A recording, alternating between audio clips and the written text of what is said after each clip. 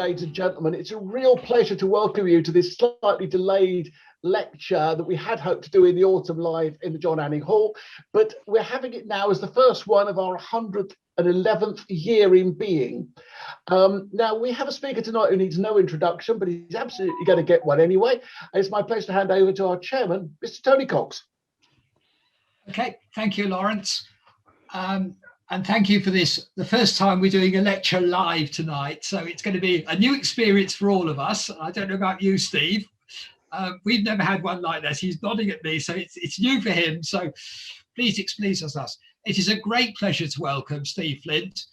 Now, in the introduction to him, it said, amongst other things, it was a chance purchase of the July 1968 railway modeler.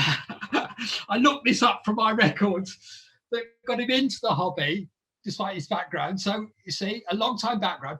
And just flicking through that magazine, I see there was an article in there about the Sherwood section of Norman Eagles.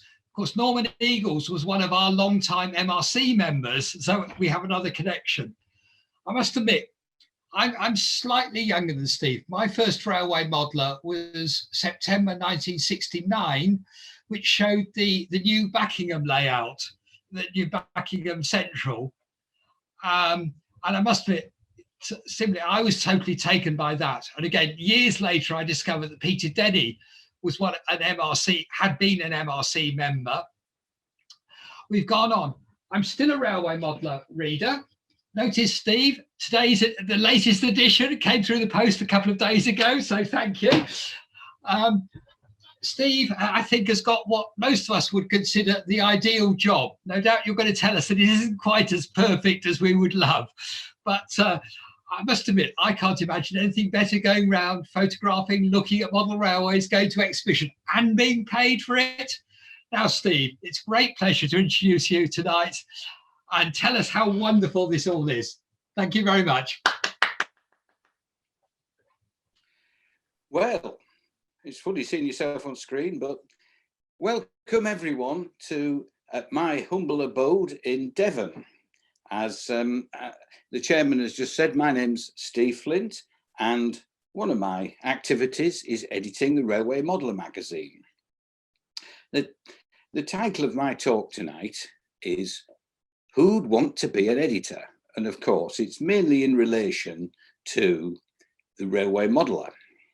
And in my talk, I hope to be able to explore the story of the magazine, how its production has changed over the years, how the content is created and selected, how we assess readership demand, and some of the daily challenges we face in production.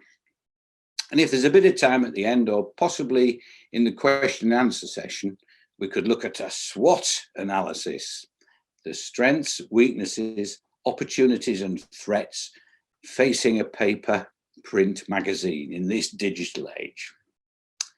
I'll also reveal a little bit about my background.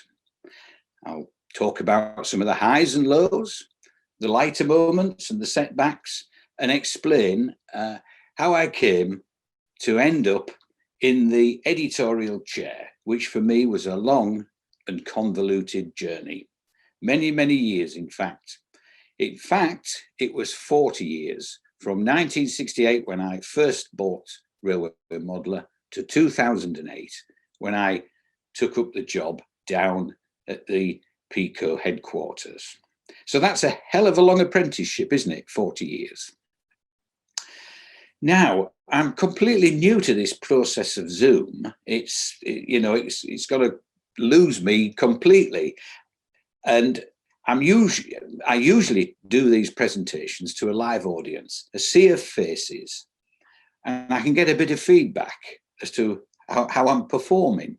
Whereas now at the moment, there's just a picture of me on the screen and a couple of other fellas who look like they're laughing a bit. Well, I must be doing something right, because usually a live audience will laugh. And I think I've just had an email, it went ping. Usually a live audience will laugh, or if they get a bit bored, they will fall asleep in the corner there. So I know what I'm doing, but this time all I've got is that little green light to stare at the top of the screen. Now, I might actually get mesmerized by that light and forget where I am. So if I suddenly stand up and go off for a beer or something, the hosts have got my telephone number and hopefully they'll bring me back. And I also hope this technology works, because I'm right at the end of the line. It's a bit windy outside and my broadband link goes up a wire up to a telegraph pole at the corner of the property. And then it loops along all the telegraph poles back to the exchange. So if we get a really strong gust of wind or some lorry happens to bump into one of the poles, we could get cut off. So fingers crossed that this time, and I've tried doing this before and ended up speaking on a mobile phone, this time it should work. Anyway, onto the story, onto the actual subject of the talk. And where better to start than 1910. 1910, of course, was the year in which your club, the Model Railway Club, was founded. And back then, the model railway hobby was considerably different to what it is today. I think, I'm not an expert on those times, of course, but I think mostly the models were O gauge, gauge 1 and above. And even lots of people would ride around on miniature railways as well. And I think the ready-to-run type of models were mainly German imports. And of course, the First World War suddenly begun in 1914, and that put an end to all these imports. Anyway, the next major date on the calendar would be 1920. This is when Frank Hornby of Meccano introduced his Hornby Railways O-gauge tin plate set. And I think that was possibly the point at which the hobby was ignited as a mainstream across the board hobby that lots of people could enjoy. I think it was 1925, the next date on the calendar, and a magazine called Model Railway News was inaugurated. And round about that time, during the 1920s and 30s, there was a lot of discussion and debate about OO gauge standards. And if my memory serves me right, excuse me, I've got a hair. If my memory serves me right, several members of the Model Railway Club in those years were involved in these discussions and were quite influential of the outcome. So whether we like 00 or not, we know where it all started. Now, with 00 gauge becoming established, certainly in the 1930s, and brands like Hornby 00 coming along, and Trix Twin, where you could operate 2 locomotives on the same stretch of track. Not DCC, of course, but this was one locomotive taking its power from one rail, another locomotive taking its power from the centre rail, and the third rail being the common. So you could actually run 2 engines on the same piece of track with 2 controllers. Anyway, World War II arrived on our doorstep and model railway development was put on hold for the next few years. After the war, an entrepreneur by the name of Sidney Pritchard, who'd already been working on devising couplings for the Hornby 00 range of trains, decided he was going to set up a factory in Seaton in Devon to make model railway track. Now, in those days, it was a pretty primitive engineering feat, and I don't think the track was actually ready to use. It came in components, a bit like a kit, rail and sleeper parts. So he was developing these track systems, and meanwhile, the railway modeler was being considered in another part of the UK. Back in London, I think it was. It was being masterminded elsewhere. And this is where I hope we can introduce a small video, last about 3 minutes, which explains the history of the Railway Modeller from year one. Issue number 1 was published in the autumn of 1949 by the pioneer of railway publishing in the post-war years, Ian Allen. Roughly A5 in size, it was launched as a bi-monthly periodical with G.H. Lake in the editorial chair. After 4 successful issues, Lake stepped aside, citing that proposals to change to monthly publication would be too great a workload. A new editor, a certain Cyril Freezer, took over from issue number 5, but plans to go monthly were still thwarted. Enter Sidney Pritchard of Pico. He launched Pico Publications in 1951 and purchased the title, continuing with its publication from issue number 13. 13? Unlucky for some? Well, Sidney, having been born on the 13th day of the month, did not consider this to be an unlucky number. Cyril also moved with the title to its new HQ in Devon, having been invited to do so by Sidney from the window of a moving train as it drew out of Waterloo. Now, with a monthly journal to fill, Cyril sought out some well-known authors of the day, like Peter Denny and Ken Payne, and encouraged new up-and-coming modellers to write for the magazine, such as Michael Farr, who still writes for us today. By the 1960s, the modeller was firmly established, and with a further design change, it took on much of the masthead styling we still see 60 years on. Cyril's lasting legacy from his time with the modeller is surely his unrivalled collection of track plans, which he had built up month after month. His designs, in keeping with average-sized homes, inspired thousands of folk to take up the hobby, and the little booklets still sell well today. Cyril left in 1978, but Sidney's luck hadn't run out, as John Brewer, a one-time editor of Model Railway News, was living in nearby Seaton. John was offered the job and initially agreed to a temporary position, but actually stayed on for the next 30 years, telling everyone that he'd only come to read the gas meter. During John's time, numerous developments took place. Desktop publishing came in the early 90s, and all-colour content arrived in 1994. Perfect binding was adopted from 2004. I moved down from Hull to take on the editorship in 2008.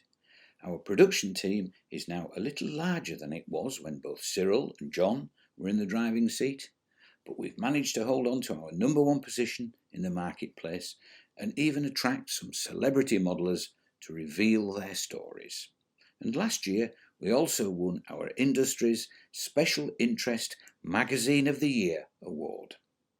The future for the hobby looks bright, with lots of newcomers entering the throng, and although traditional print publishing is challenged by the constant onslaught of digital media, I hope Railway Modeller, now in its 72nd year, will still be with us for a long time to come. Right, so it's back to me now, is it, everyone? So that's, in a nutshell, the history of the Railway Modeller magazine, all 72 years of it. And of course, in that time, there has been an awful lot of changes. So I'd just like to look a little bit about those print changes that have occurred.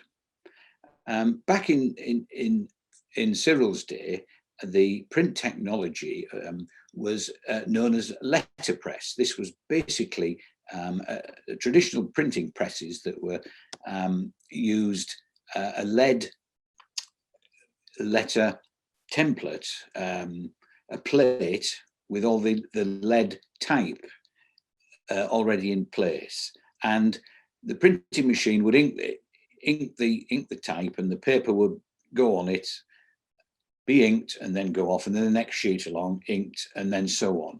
And this was the process back then when magazines were being printed. Now, Cyril would have had to work out with a grid exactly how much type he could get into a particular size of page. And he would also have to send off any photographs or diagrams that he wanted to include off to a repro house that would create half-tone blocks. Now, you probably remember photographs in newspapers being lots of little dots of different sizes. The bigger the dot, the darker the area of the photograph, the smaller the dot, the lighter the area. And back then, this was about 72 dots per inch. And if you've done computer image manipulation, you'll know that nowadays you work for print publishing at about 300 dpi. So these halftones would come back and they would go off to the printer, who would etch them as a block of metal, which was embossed with the parts where the ink would sit on. Now, the type setting was also done by an intermediary. Cyril would take the author's copy, he would read it, sub-edit it, knock it into some sort of house style, and then retype it. And that would go off to this typesetter. Now, in those days, typesetting was done on this amazing contraption called a Linotype machine. And these were invented actually at the end of the 19th century, and they used hot metal to create the actual typeface. And a man would sit at this keyboard, it was called a compositor, and he would read the script and type in the letters one at a time. And this machine would formulate the actual block of type. Now, I think, Alex, I've got a picture of one of these Linotype machines, if you can pop it up. There it is. It's an amazing looking machine. It looks like something out of a Jules Verne novel, doesn't it? You know, the sort of thing that steampunk fans would be absolutely enthralled with. But these used, as I say, hot metal, and I don't know very much about them, but you can see the keyboard in the center where the compositor would sit. And on the left, there's like a little plinth where presumably that's where he either put his cup of tea or had the original typescript. And these blocks would then go off to the printer along with those halftone blocks, and the printer would put them on a printing machine and he would print the proof. Just one copy of each page, and that would go back to Cyril, who would then check the typescript to make sure that there was no typos. Now, if there were any typos, I'm not really sure how they dealt with it in those days, but these blocks possibly could have had individual letters taken out and fresh lead letters put in place. If the entire page was full of typos, then presumably they maybe reset the thing on another plate, and that went off to the printer. But let's assume that the proof was passed and it was sent back to the printer, and then the printer completed the process of printing and binding the magazines. And that was certainly how it happened, certainly up to the 1950s. Now, in the 1950s, some new developments came in, something called offset litho, and it's called offset because instead of a printing block, you had a plate which was made of aluminium, and this plate was etched with all the letters on through a photo etching process, and it would be inked up via a rubber roller, and the rubber roller would then roll onto the paper, and the letters would then appear on the paper.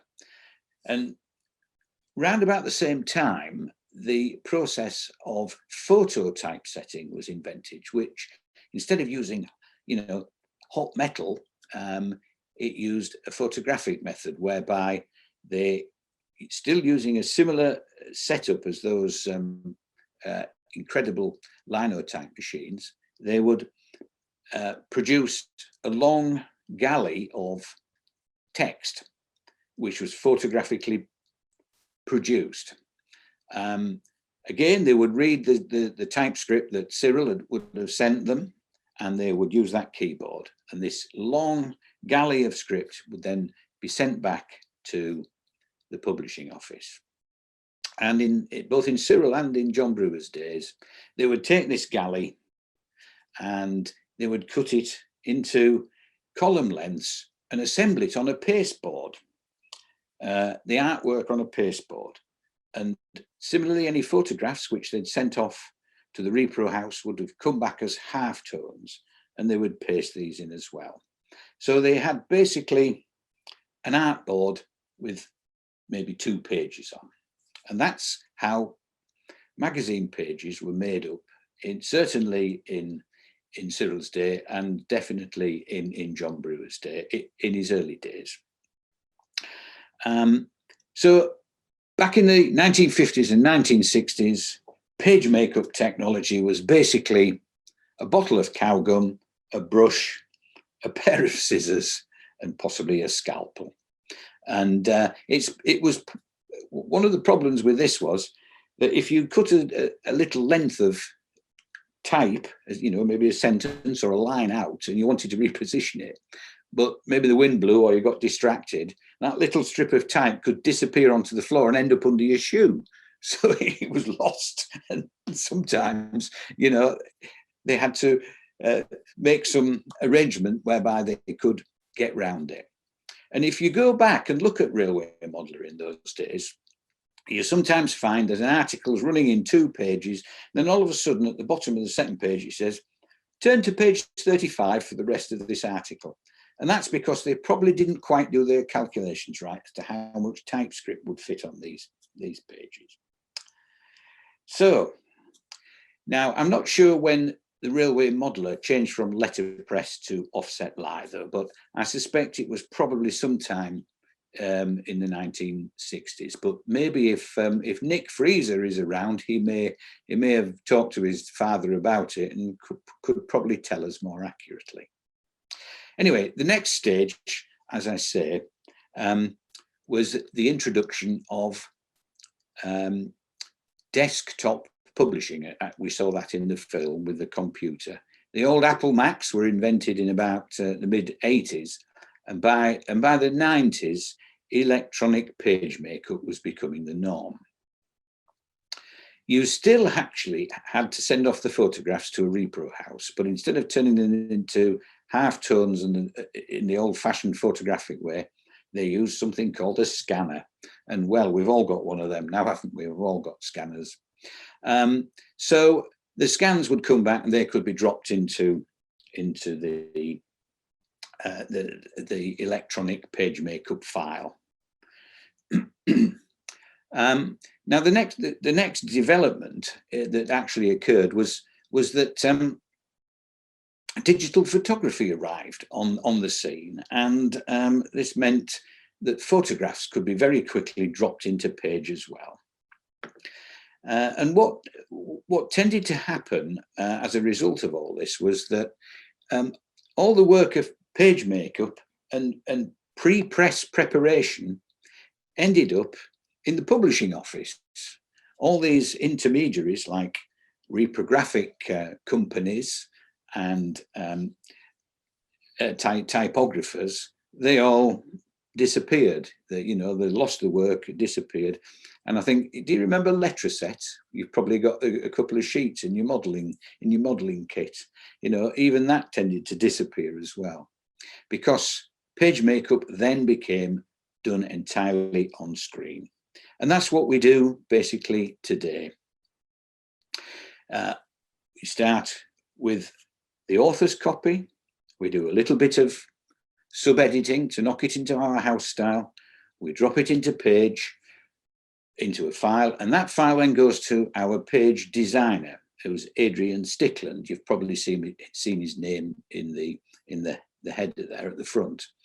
Now, Adrian's essentially a graphic artist, and basically he designs up the pages. He's got an eye for composition, and he drops the pictures in, and we sometimes have to tell him that, well, that picture's not quite right, because he's not as knowledgeable about railway aspects as the rest of the team, such as Craig or myself or Tim Rayner. Anyway, the file is eventually finished, and we turn it into a PDF, and we even now open up the printer's website and drop these files straight into his is website pages, and we press the button and away it goes. Now, of course, there's lots of stages in there where we have to proofread, because you dare get a typo, graphical error in there, and somebody will pick it up.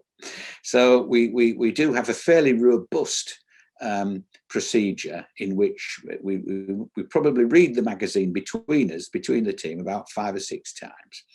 And even then, typos get through, and sometimes we don't really know why. Although occasionally we have to do a quick change right at the last minute, and that's often when the mistakes pop in. About 3 issues ago, we did a last change to the contents page, and unfortunately we had an earlier file, and by the time we called up the files, we got the earlier file mixed up with the later file, and we did an adjustment at the top of the page, but there was a fault at the bottom of the page. We sent the file off up to the website, ready to be printed, and lo and behold, when we opened the page, there was a block of XXXXXXXX, all in pink. Anyway, we try to avoid those things. We don't do them deliberately. Right, okay, so it's gone up to the printer. The printer prints it on this huge grip machine, and eventually in the corner of his factory, the printer, by the way, is up in the West Midlands. In the corner of his factory becomes this huge great pile of railway modelers. Now he's responsible for sending them to the distributor, and he also is responsible for mailing out all the subscription copies. So we send a file of all the addresses for subscribers, direct subscribers, up to that printer each month. And hopefully it all works reasonably well. The hard copies, they go off to a central warehouse, which is sorted out into more blocks, so that they get blocks of goods, so blocks of magazines, and they go off to 13 regional distribution centres. And from those 13 regional distribution centres, the magazine is then taken out to all the local outlets, the supermarkets, the WH Smith's shops and everything. And all that happens within about 3 or 4 days. So hopefully the magazine appears on the published date on the shelves, ready for you to buy. Right, well, that covers the production side of the magazine and how it's changed from hot metal type to desktop publishing, and how lots of those intermediate jobs withered away and disappeared. And we all do it all in the publishing office now, and all the printer does is print it, bind it, wrap it up and send it out to the distribution. So it's not perhaps not as glamorous as it might seem, this job of editing a model railway magazine. You might think that, because it's started off as a hobby, and I've got a job in my hobby, that we sat in the office talking about model trains all day. But of course, we have a monthly production cycle to work to, and it gets really, really tight at times, especially over Christmas, because we have a long holiday in the Christmas period, and we end up having 3 months where we've got about 3 weeks each to put them together. And of course, it's got even more difficult with this COVID problem, because we're all working from home. And whilst you in the office, you got a bit of banter and you're looking over each other's shoulder about what's going on, and you can turn to your mate and say, what do you think of this? Shall we do it this way? Well, nowadays, now we're all at home, you have to, email them, phone them, text them, or use something called Microsoft Teams to talk to them. And all this takes extra time. Right, okay, so whilst you all see me at shows, running around enjoying myself, or seemingly so, perhaps working, doing a photographic shoot or whatever, and talking to lots of people. And occasionally I go to press launches where we get the information about the latest products from people like Hornby or Bachman. But after that, we have to go back to the office and we have to write up all the reports. Right, okay. We're going to change tack a little bit now, and we're going to talk about the railway modeller and me. Sometimes people come up to me and ask me how I got the job. And they sort of say it with an intonation that implies that I'm not really up to the job, which is a little bit unnerving at least. Perhaps they expect me to, have got an Oxbridge degree or something, or have worked in newspapers. Well, as far as I'm concerned, I haven't got an Oxford degree, although my colleague Andrew Burnham, who edits the Continental Modeller, he is an Oxford Dom. Me, well, I did manage to pass my 11 plus and went through school, got a clutch of O levels and went on to do A levels in the sciences, chemistry, physics and mathematics. They did interest me as academic topics. But of course, this was in the late teens and I had other interests like girlfriends, motorbikes and beer.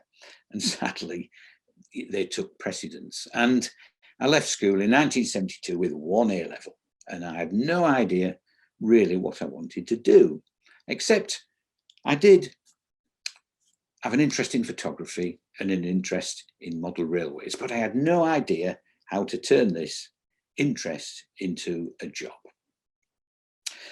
So here's a short film, if Alex is ready, about my early life and involvement in the hobby. It explains basically how I come to be interested in railways and model railways. And there's also a little bit of poking fun at the Model Railway Club. So I hope you don't mind. So Alex, if you're ready, if you want to play the second video, we'll have a little chuckle. Okay. As a youngster in the 1950s, I lived just across the road from Scarborough Locomotive Shed, where my father worked as a fireman. That's him on the left. Railways then were a significant part of my early years in the Yorkshire town. And for a small boy, the spellbinding magic of model railways wasn't far away either. A modeller and showman called Harold Elliott built a large O-gauge layout, and in the early 1960s he set up the display for summer seasons in a seafront arcade in Scarborough. Entertaining youngsters was the aim of the display, and I went on numerous enchanting visits with my grandfather.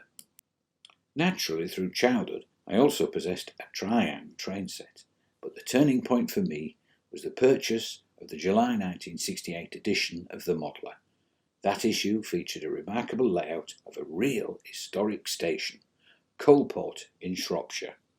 So enthralled was I that I persuaded my dad to turn my 6x4 train board into an L-shaped layout on which I started at my first branch terminus.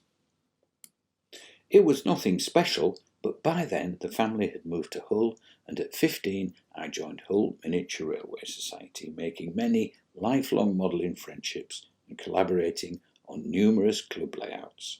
At this time also I developed an interest in narrow gauge modelling, such as with this early experimental 009 layout. And later I contributed to group projects such as Ballycreevy and Kerry Bridge. 40 years ago, in 1981, I began the first of my personal layout projects. Called Kyle of Tongue, it reflected my interest in the then contemporary or modern image railway scene and depicted a fictitious Highland Railway terminus on the most northerly coast of Scotland. The rolling stock was mostly converted proprietary models, notably Hornby and Lima items, together with some kit-built wagons. All structures were scratch-built. This much later shot includes some kit-built wagons by my good friend Ian Fleming. Although a relatively compact layout, it catapulted me onto the exhibition circuit in the mid-1980s, and I found myself taking it along to all the top shows, such as York, Manchester and Whalley, as well as IMREX in 1987, seen here with my operating team. Now, the Model Railway Club provided each layout with a name board made up of Velcro letters, but Alan Roxburgh, on the left, couldn't resist creating anagrams from the movable characters. Hence, Kyle of Tongue became gone to Cuffley. And he didn't stop there. Here's Alan picking on one of Ian Fewter's layouts. I'll let you work that anagram out for yourselves.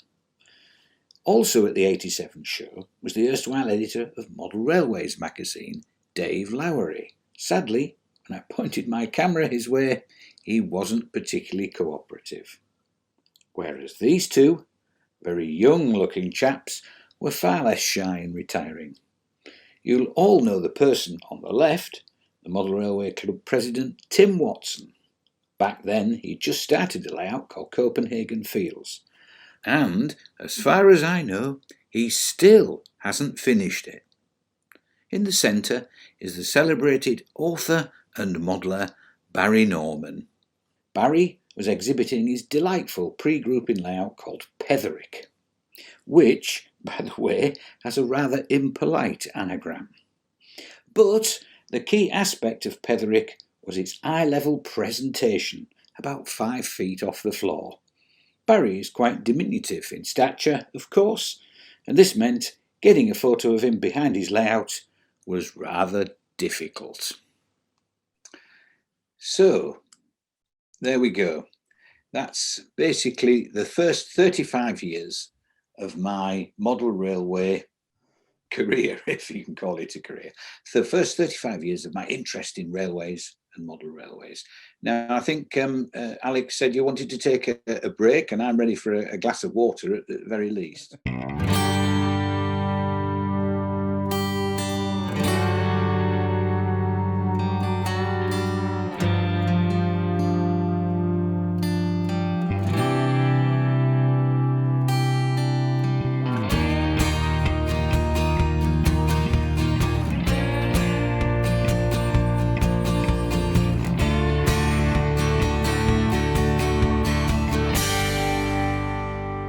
Welcome back, everybody. A great pleasure to see you all back in your seats. I think probably the person who's had the easiest time this evening is our very hard-working bar steward, Hugh, who would normally spend the last 15 minutes rushing around serving all your catering needs. Tonight, he's got an evening off, but I would ask that if you are in a position to just buy a coffee through the link and help us, I'd be most grateful.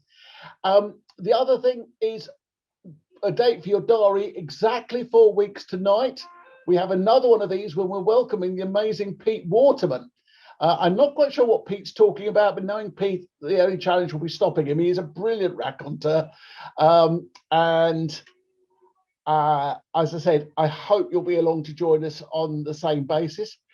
I thoroughly enjoyed the first half. I've never seen that picture of President Tim before, and it was worth a half just to see that. But it's my pleasure to hand back to our speaker for the evening, Steve Flint. Before I do, if you've got any questions for Steve, don't forget to put them in the chat in the next few minutes, because once he finishes, I'll be posing those questions to Steve.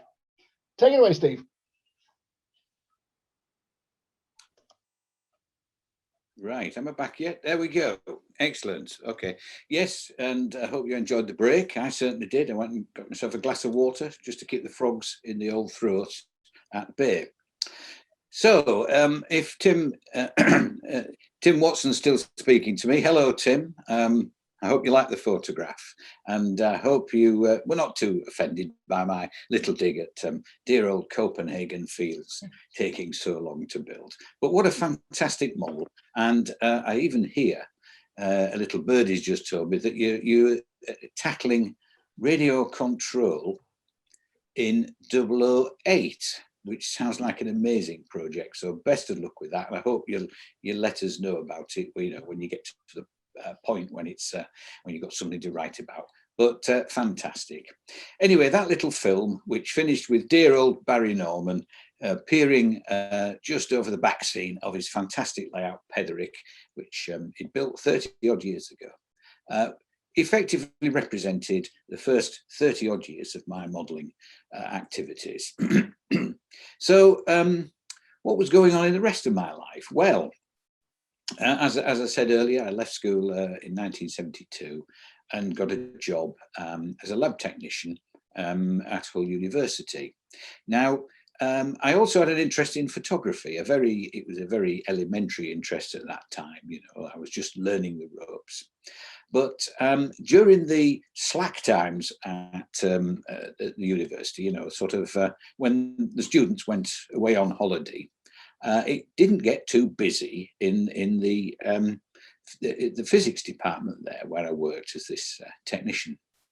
And I could steal myself away into the dark room that it had in the department, and I learned quite a lot about processing and printing, and getting, you know, it was all film in them days, you know, negatives, and trying to get the best quality prints. So, how did this later translate into me ending up as a photographer and writer and editor? So we go back again to Hull Miniature Railway Society, and in the late 1970s, I found myself on the committee. You know, like all youngsters interested in model railways probably did at that time. And I remember sitting in this committee at one meeting and suggesting that the Hull Club, the Hull Miniature Railway Society, really ought to be putting on a big exhibition in the town centre. Just like, you know, Leeds Model Railway Society, Wakefield, Manchester, they were all doing this during that period. In fact, there was a huge growth in model railway exhibitions occurring at that time.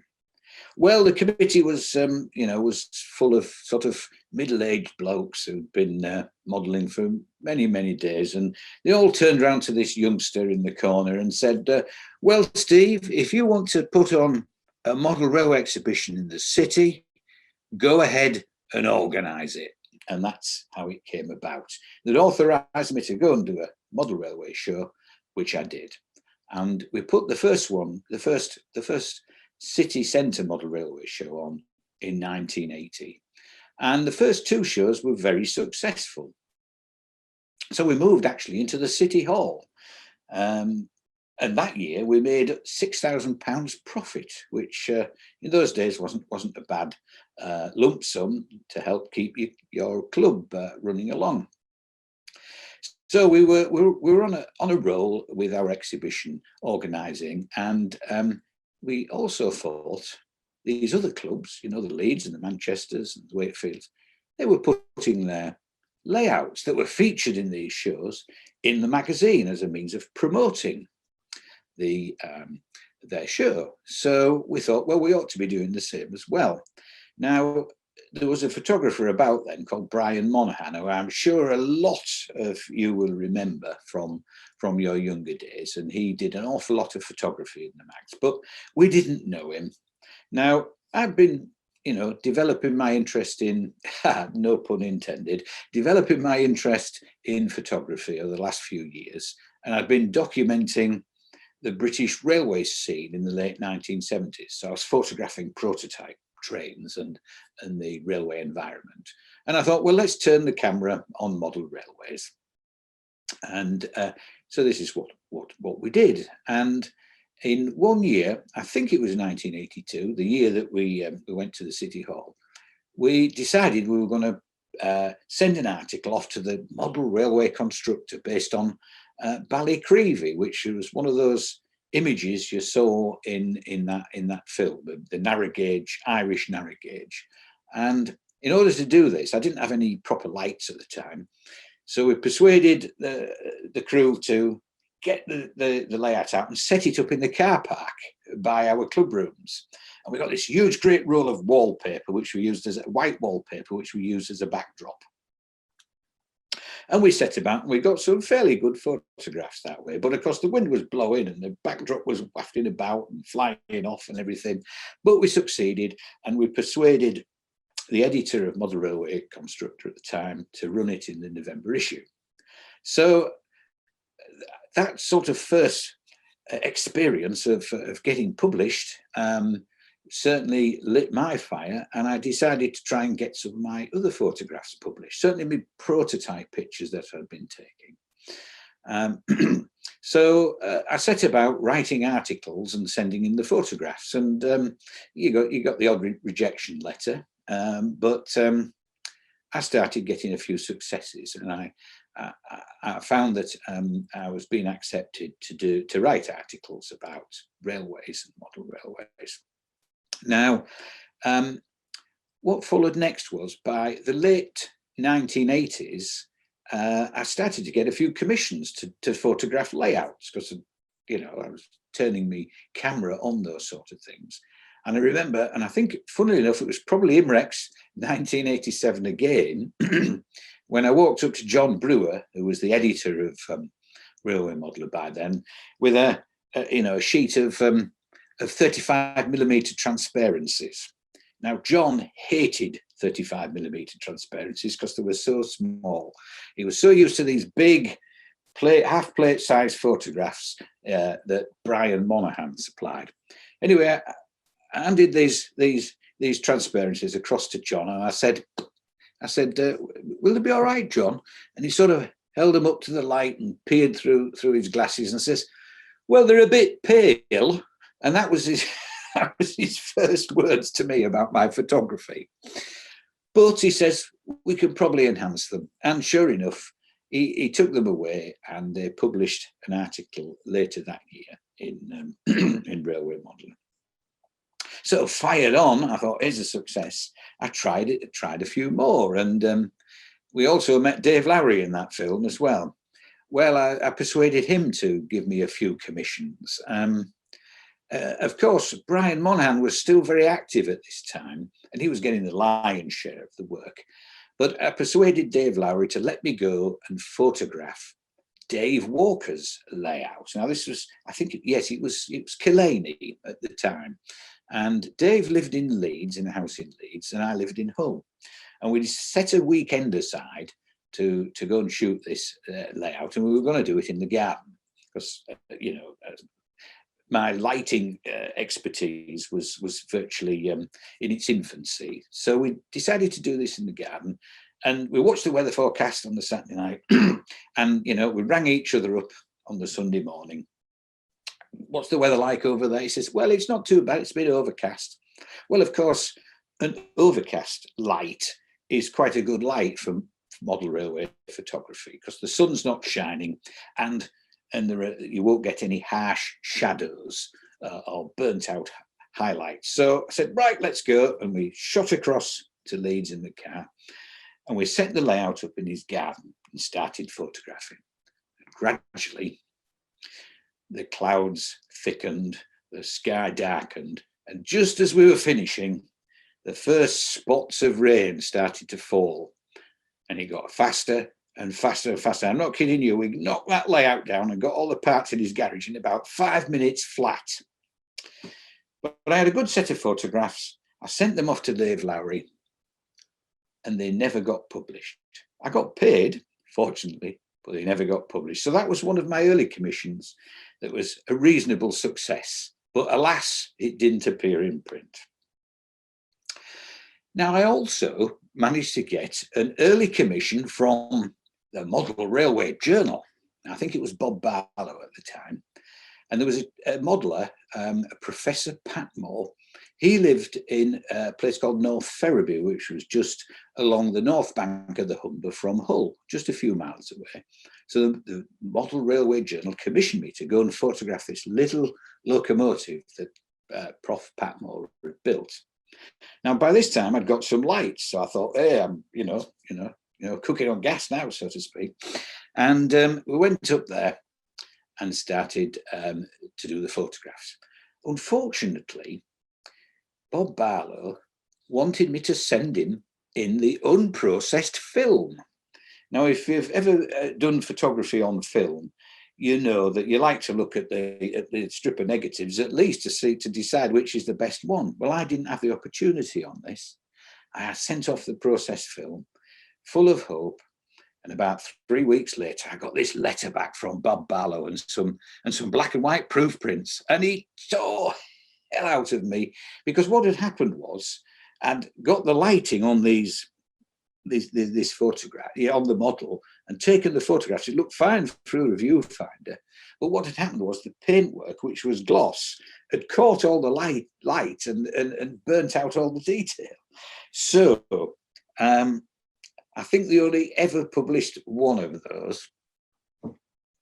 Anyway, those were the setbacks. There were some, quite a few fortunate accounts anyway. And as time went on, I managed to get a few more commissions from the railway modeller, John Brewer.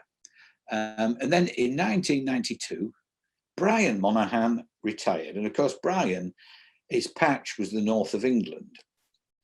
And with him gone, there was effectively no photographer out there. So I picked up an awful lot of commissions from the railway modeller. And also, if you cast your mind back, another magazine was inaugurated round about then, called British Railway Modelling, I think it was called. And a chap called Tony Wright, he managed to get the jobs for them. So I got all the north. All of a sudden, I was thrust into this position where I had all the north to photograph, layouts to photograph for Railway Modeller, and that really took off. And I really developed my skills, bought more equipment and everything. And for about 4 years, I ran that as a part-time job alongside my other career. Now, 1996 arrived, and for the past 20 years, since I'd left the job as a lab technician at Hull University, I'd been working for British Gas as a technical assistant and an industrial gas engineer, and redundancy came along. So I went from being part-time photographer, writer, to full-time freelance. And for the next 6 years, I further developed my skills in photography and got a bigger base of customers. And I also set us up a small publishing outfit as well, which we called Santona Publications. And I published a few books for people, Ian Futers, Dave Larkin, amongst others. And we also published a book ourselves, me and three friends, called Modelling the British Rail Era. So I was working freelance and earning a modest living. I won't say it was, you know, the income wasn't fantastic and the hours were horrendous, you know, so you were working for about 50p an hour in those days. And I did this for about 6 years. Now, Pico and Railway Modeller were my biggest customer, and it turned out they had an in-house photographer called Len Wheel. I think probably had been a member of possibly the MRC at some time in the past, because he came from London. And he was set to retire in, I think it was 2005. So Michael Pritchard offered me a job working as their northern correspondent, living in Hull, where I was living at the time, and covering the north. And, you know, I'd already proven myself because I'd done quite a lot of freelance commissions for them. So I once again started on a salary, which was a bit of a relief, really. And I worked up north for the next 6 years until John Brewer came up to retirement age, and they invited me down for an interview. Although really there wasn't really an interview, it was a job offer. They said, we hear that you'd be interested in moving down and working on the modeller. And then they offered me the position there and then. I don't quite know why they were so eager to snap me up, but maybe the rest is history. I don't know. So that's how I ended up in the editorial chair. And as I said, a fairly long and convoluted story. There was no overall plan, no ambition, no vision. Not, back in 1968 when I bought that modeler, there was no vision or whatever that this is the job I wanted to do. I just fell into it and went along and developed it as best as I could. Now, my modelling activities by this time had become a bit hit and miss. And I did start another layout called Reeton. And Alex, if there's a picture of Reeton somewhere, if you want to pop that up, we'll have a little brief chat about it. Right, this was my second personal project, though I did have the help of some friends in this one.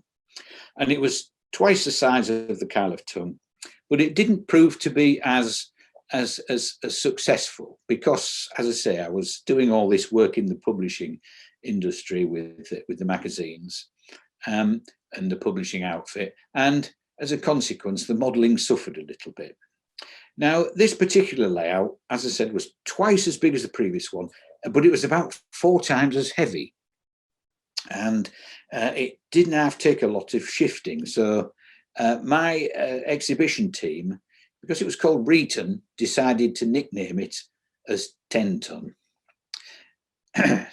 That was a bit of a play on words, of course. So 10 ton used to go around to a few exhibitions. And it was really heavy to move about. And one year I took it to the York Show. I think it was the time when they were rebuilding the stand from the old, sort of wooden racehorse arrangement to this fantastic grand stand that they've got now. And myself and Malcolm Scrimshaw, we were manoeuvring this layout into the lift at York. And it was so big and heavy that we had to sort of do this to get through the door and wiggle ourselves until we were diagonally across the lift. Well, of course, the lift doors shut behind us and neither of us could reach the buttons in the corner. So off we went up and eventually the lift stopped, the doors opened and some surprised people wondered what the heck was going on. And we ended up on the wrong floor. So there is a lesson there. Do not build a layout that's too heavy. Tim, no, that piece of advice. Anyway, round about the same time, Kyle of Tongue was taken out of retirement. Paul Jones was having an exhibition. It was an anniversary exhibition, and he wanted to bring some of the layouts that had previously been there. Well, I'd taken it in '86 to the Whalley Show. And I took Kyle of Tongue to the 2000 exhibition at Whalley. Now, the interesting point was that when I started building Reeton, I boxed up Kyle of Tongue and stuck it in the corner of the garage, which is not the best place to leave it because the garage was at the end of the garden. It did have electricity, but it was not heated or anything. So Kyle of Tongue sat there for 7 years in the corner. And when we got this invite to take it to Whalley, we dug it out, dusted out all the cobwebs and everything, and put it up and tested it, and it worked. Anyway, it had got rather damp in this time. So when we took it out to Whalley in a nice warm exhibition hall, it started to warm up. And because it was damp, it started to whiff a little bit of damp.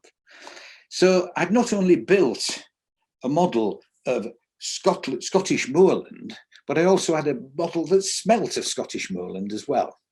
But that didn't seem to worry anybody because somebody at the third exhibition I took it to made me an offer and he bought it off me. He lived in Oxford at the time and we delivered this to him in the same van that I was taking Reeton down to Southampton.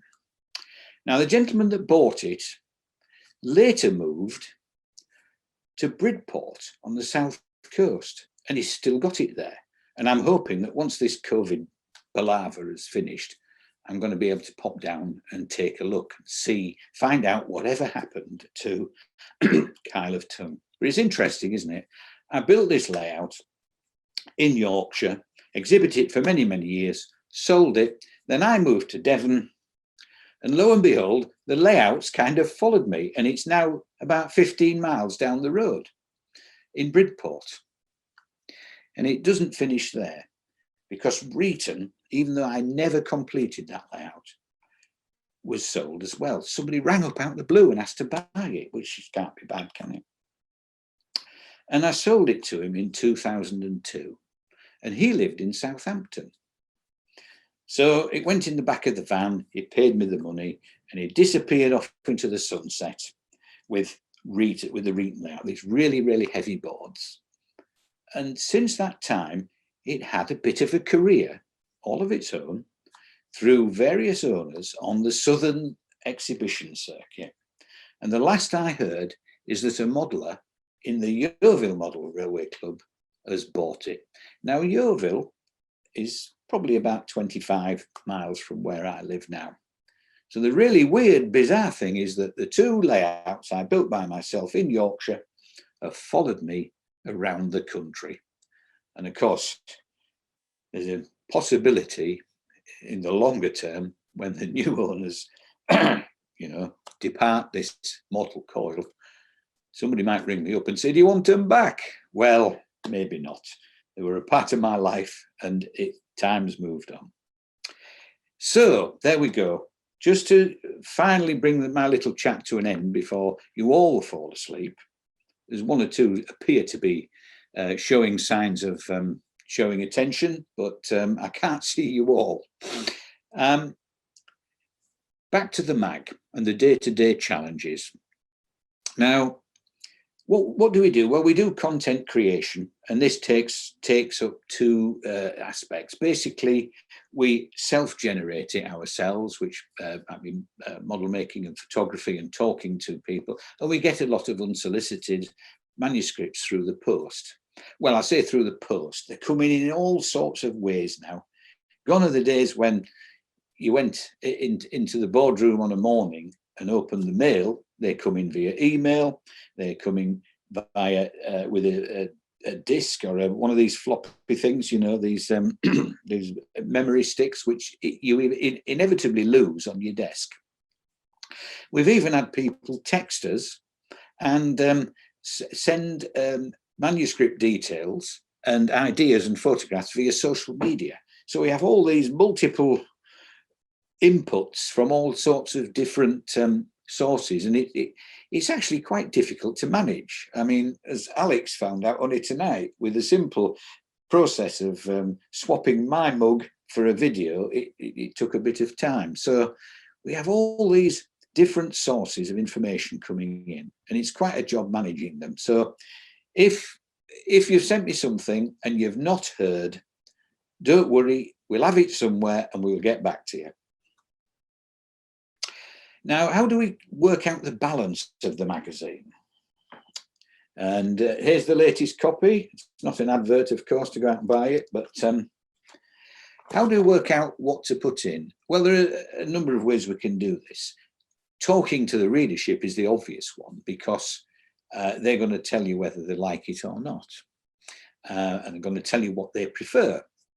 And we get a lot of feedback by talking to readers, either over the phone or at shows, or even in events like this, at least when they're live.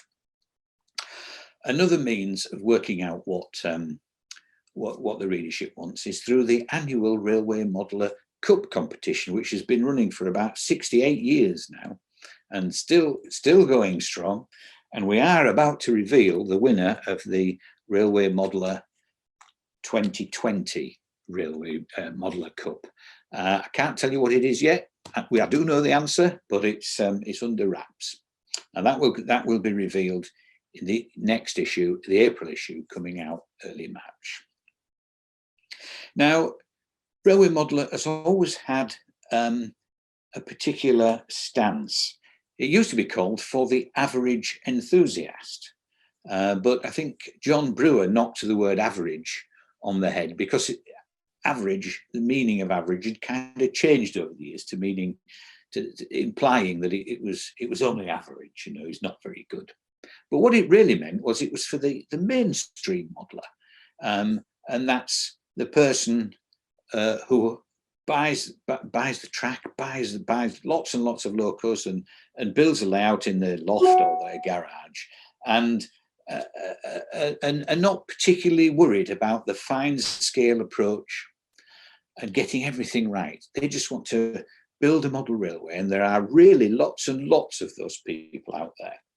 The Tim Watsons of this world are few and far between, and that's probably okay for Tim, because he can get on and produce something so amazing without other people coming along and pinching the idea. So the mainstream market, or the mainstream reader, is the essential customer of Railway Modeller. of course, what we try to do is reach all corners, all genres. So we do have fine scale EM and P4 layouts in the magazine, as well as room filling 00 layouts. And also recently, micro layouts have become very, very popular. And although my boss, Michael Pritchard, is always a little bit scathing about micro layouts because they don't use much track, they are nevertheless very popular these days. But as I said earlier, we listen to what the readers say, and looking at the results of the Railway Modeler competition every year, we find that generally speaking, it's the big room filling layouts that are still the most popular. So the fine scalers around here, who are no doubt very popular with the MRJ and people like that, they represent the top pinnacle of this pyramid, and the mainstream modelers in the middle who buy Code 100 track, you know, and Engage Code 80 or whatever, they make up the vast majority of our readership. So that's just about the end.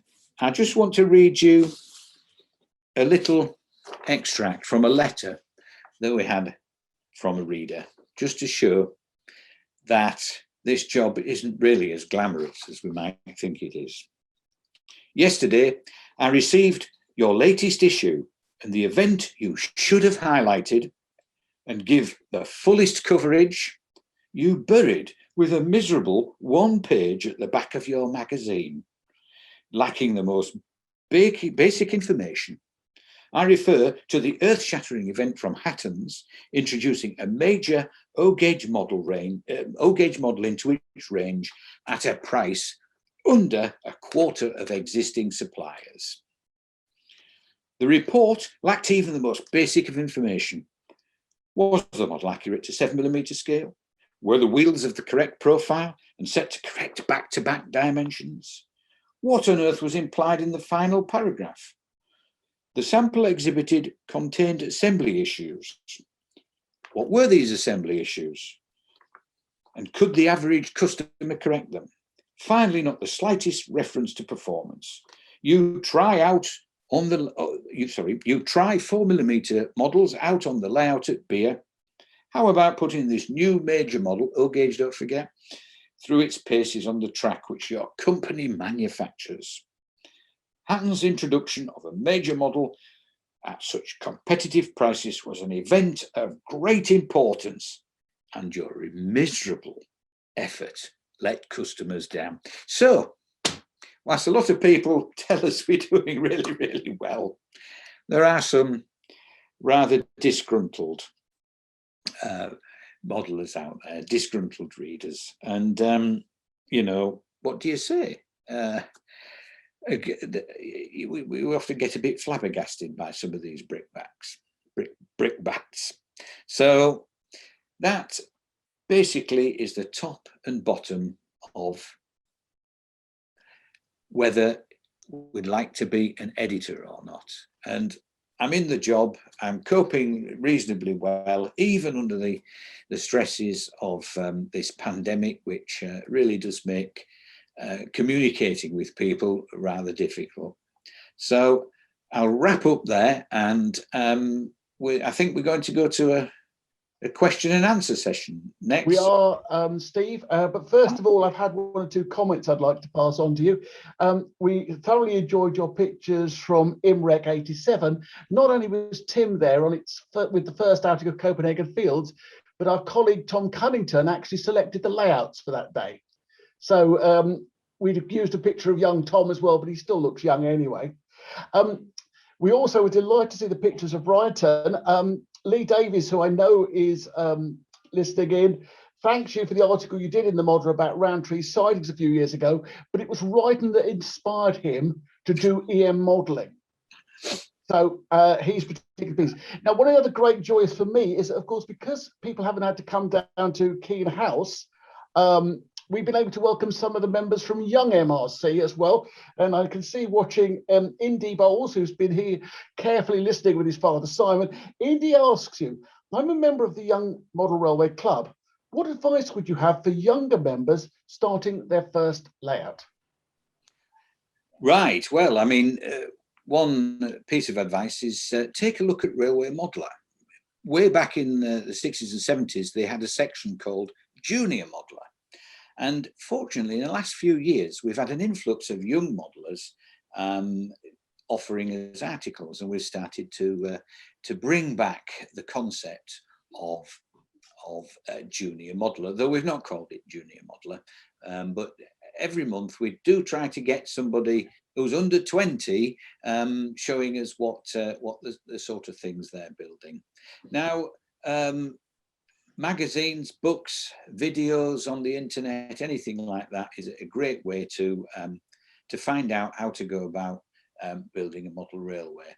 But possibly the best way is to join a club of like-minded people, especially a club that has a section for younger people as well, because that's the best way to learn. And that's basically how I learned. I joined Hull Miniature Railway Society at 15, and I learnt the techniques and methods and a lot of the knowledge I picked up from the older members, even those who sat in that committee room and told me to organise the meeting, to organise the exhibition if I wanted one.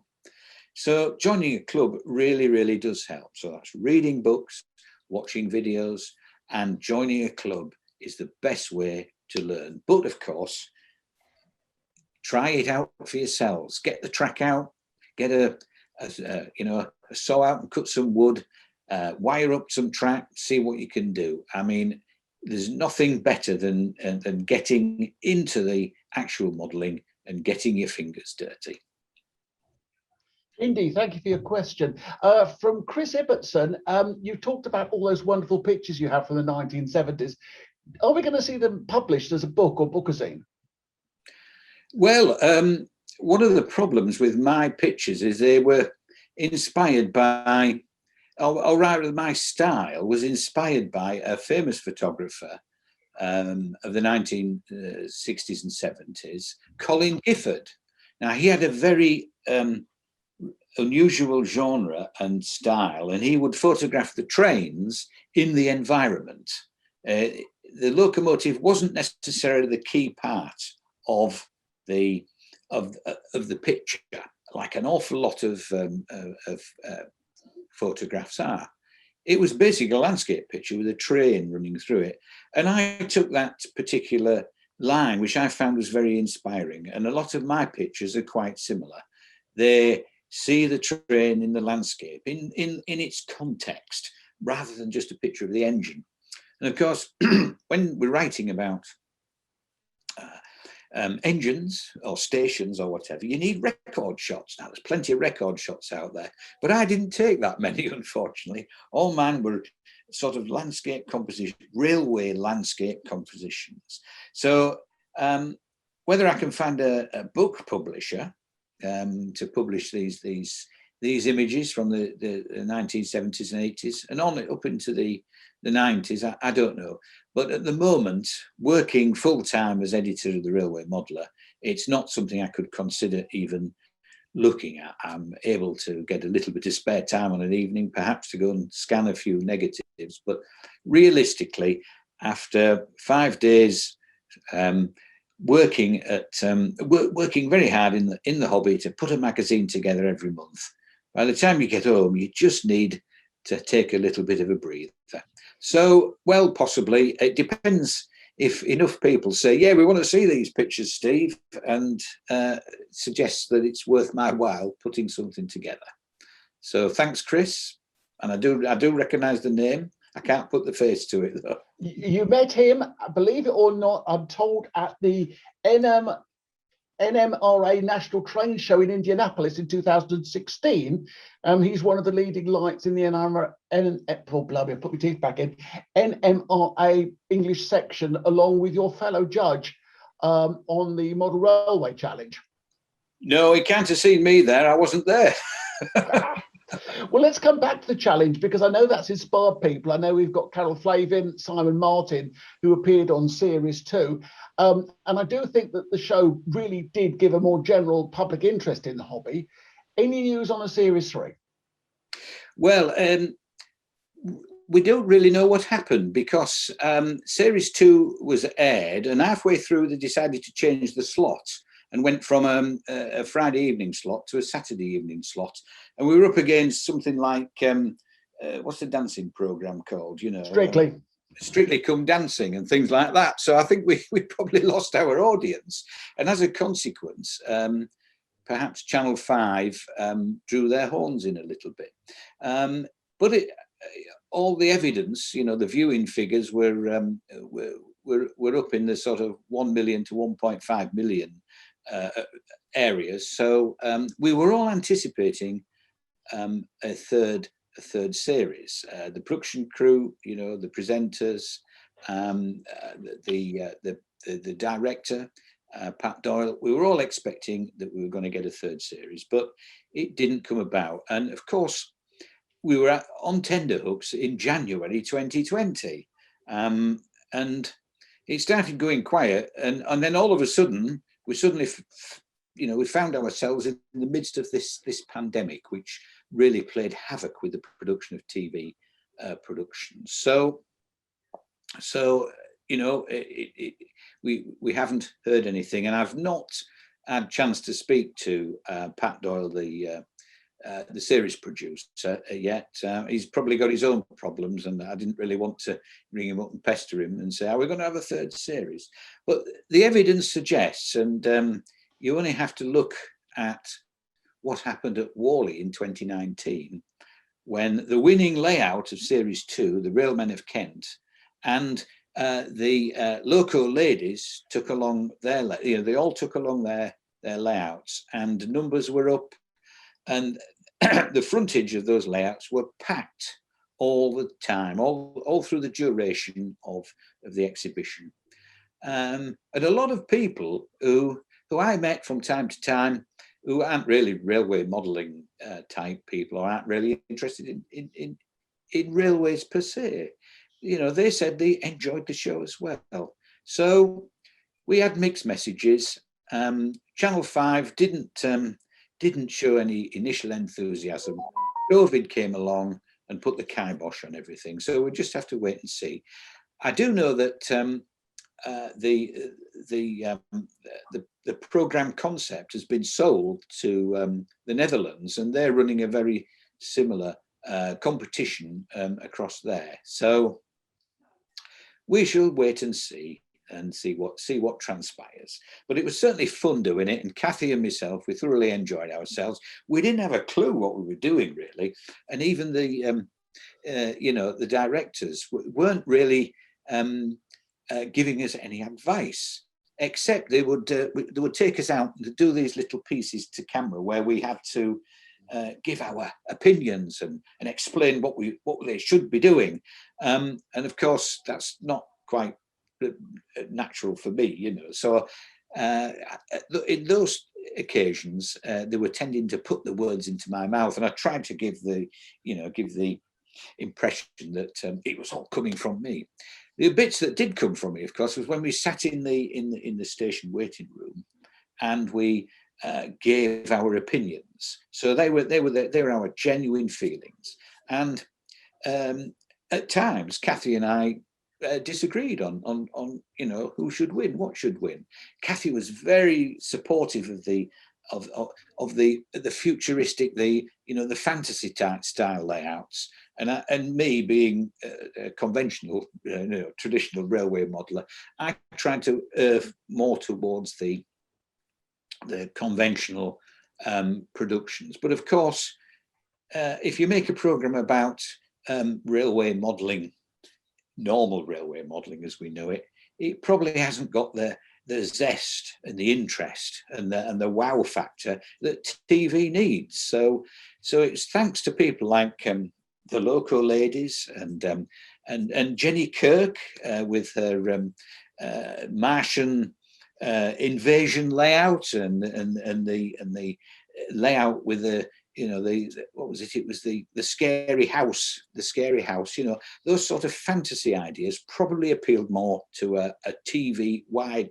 mainstream TV audience than it would for the modelers. But I've since spoken to a lot of modelers, and they all were very positive about it, except, perhaps some of those very dignified fine scalers that are around. But the whole point is it did open up the hobby to a much wider audience. For years, this hobby has, if you like, it's preached to the converted, who read magazines, who read books, who go to exhibitions. And for years, we were seeing the same old faces. And of course, haven't a lot of us grown old with the hobby? You saw me and Tim back in the 30 odd years ago, and we're still here in the hobby, but we've got another 30 odd years on top.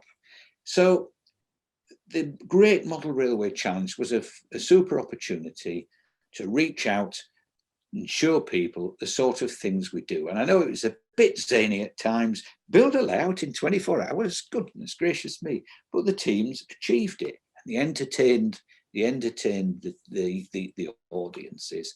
So there we go, fingers crossed.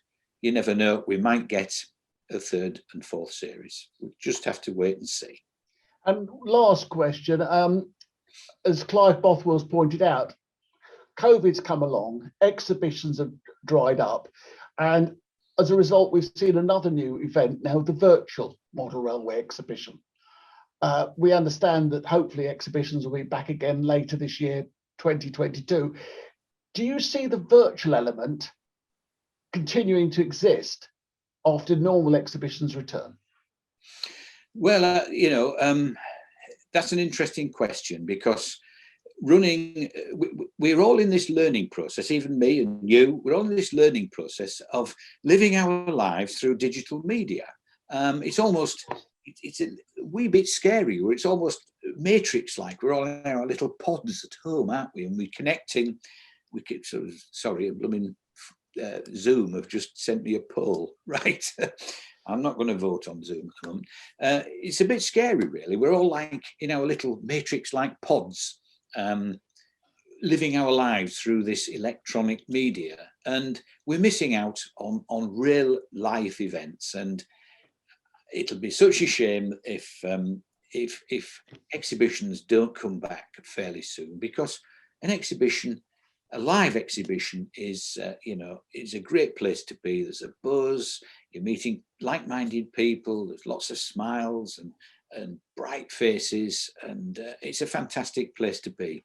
And as yet, these virtual exhibitions that I've been to are basically only an internet broadcast of videos like we've seen tonight, and people talking like we're doing right this minute. And there are some people who think that this is going to continue, and it will reach out to the younger generation who are quite au fait with all this technology. So what it provides, these virtual opportunities provide another way of reaching out to the people distant from us, who don't go to model railway shows, who, even when they're operating, don't pick up the magazine who don't pick up the magazine in the shops and read it. So virtual shows, you can do as you can see on your phone and on your iPad, may well become a greater part of the hobby. But once the pandemic's over, I really do hope we get back to live events, because they are so much more fun. Steve, this evening's been absolutely fascinating. What I would like is if everybody could just unmute your microphones, please, and show your appreciation to Steve in the usual way.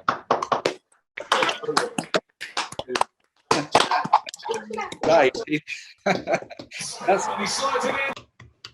Thank you, everybody. Steve, it's been a great joy. We wish Railway Modeler many, many more years of success. And I look forward to seeing everybody back on the channel 4 weeks from tonight at the same start time of 11:30.